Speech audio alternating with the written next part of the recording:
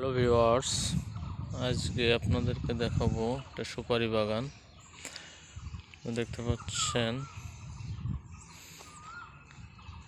প্রচুর সুপারি আসছে এই বাগানটাতে।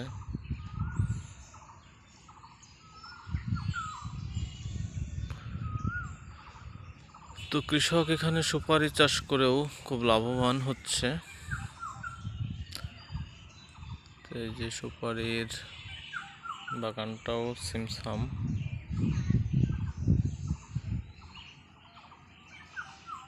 তো এলাকায় সুপারির প্রচুর চাহিদা আছে।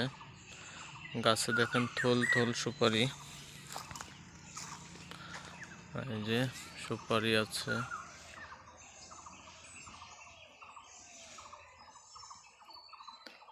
তো বাংলার মাটির জন্য খাঁটি বলেছে যে